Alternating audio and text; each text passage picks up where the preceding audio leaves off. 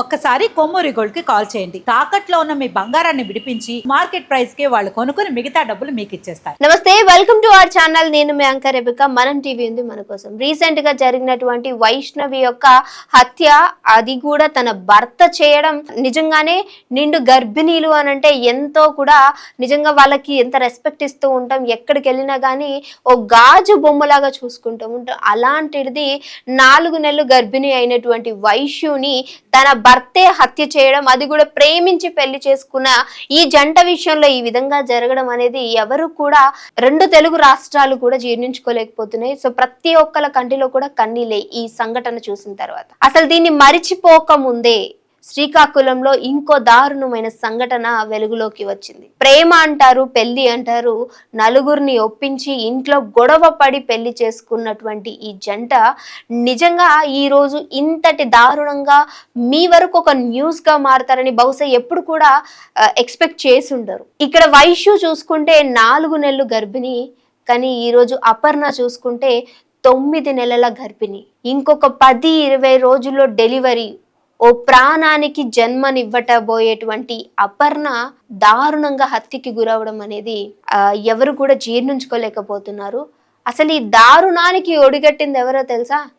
ఇక్కడ ఏదైతే సినారియో మనం చూస్తూ ఉన్నామో వైష్ణవి విషయంలో, సేమ్ ఇక్కడ కూడా భర్తే చేసినట్టు తెలుస్తుంది. సుధీర్ అనే వ్యక్తి భార్యని ఎంతో ప్రేమించి, నిజంగా అందరి విషయంలో కూడా భర్త అంటే ఈ విధంగా ఉండాలి అని అందరూ మాట్లాడుకునే ఓ జంట ఈరోజు భర్త ఈ విధంగా ఉండకూడదు, ఈ విధంగా భార్య నిజంగా అంత ప్రేమించి ఉండకూడదు అని చెప్పుకునే ఓ నిదర్శనంగా నిజంగా ఈరోజు ఈ జంట కనిపించడం చాలా బాధాకరమనే చెప్పొచ్చు. శ్రీకాకుళం చెందినటువంటి వీళ్ళిద్దరూ కూడా సో 1.5 క్రితమే వివాహం అయినట్టు తెలుస్తూ ఉంది. సో భార్య ఇదివరకే ఎన్నో ప్రాబ్లమ్స్ తోటి, అంటే పెళ్లి చేసుకున్న కొత్తలో ఇద్దరు బాగానే ఉండేవారు, సో చాలా అన్యోన్యంగా ఉండేవారు. కొంచెం కాలం ముందుకెళ్తున్న కొద్దీ ఏం జరిగిందో తెలియదు కానీ కొన్ని చిన్న చిన్న మనస్పర్ధలు వల్ల సో కొన్ని గొడవలు జరుగుతూ ఉన్నాయి. అయినప్పటికీ ఇద్దరు మళ్ళీ సర్దుమణిగి సో యథావిధిగా జీవితాన్ని గడుపుతున్నటువంటి పరిస్థితి కూడా అక్కడ కనిపిస్తుంది.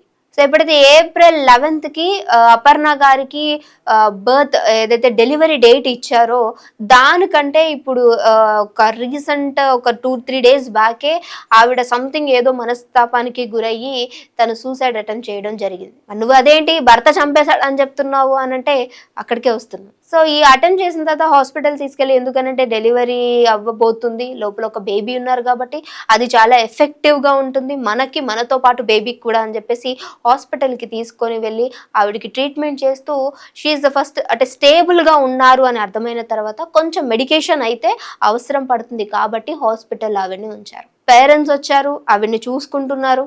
సో ఇంకొక 2-3 రోజుల్లో ఈవిడ్ని మరి డెలివరీకి సిద్ధం చేసి ఇంటికి డిశ్చార్జ్ చేసి పంపించేసి April 11th ఏదైతే డెలివరీ డేట్ ఇచ్చారో అప్పుడు హాస్పిటల్కి తీసుకొని రావాలి అని చెప్పేసి మాట్లాడుకుంటున్నారు. బహుశా 2 రోజుల్లో ఆవిడని డిశ్చార్జ్ చేసే పరిస్థితులు అక్కడ కనిపిస్తూ ఉన్నాయి. ఇంతలోనే ఏం జరిగిందో తెలియదు. అర్ధరాత్రి పూట సుధీర్ ఎవరైతే అపర్ణ హస్బెండ్ ఉన్నారో హాస్పిటల్కి రావడం, వాళ్ళ పేరెంట్స్ అందరూ కూడా పండుకొని ఉండడం, ఈవిడ్ని ఐసీయూలో పెట్టడం. భర్త కాబట్టి ఆబ్వియస్లీ ఎలాంటి క్వశ్చన్ లేకుండా లోపల పంపించేశారు. అక్కడ తను ఎంతో ప్రశాంతంగా నిద్రపోతూ, బహుశా రేపు నిద్ర లెగిస్తే ఇంటికి వెళ్తానేమో, ఇంకో 10 రోజులు అయితే మా బేబీ బయటకు వస్తుందని ఎంతో ఆశతో ఉన్నటువంటి అపర్ణ యొక్క కలల్ని నిజంగా కలల్లానే ఉంచేటట్టు విధంగా అక్కడ సుధీర్ తన భర్త బిహేవ్ చేసినట్టు కనిపిస్తుంది.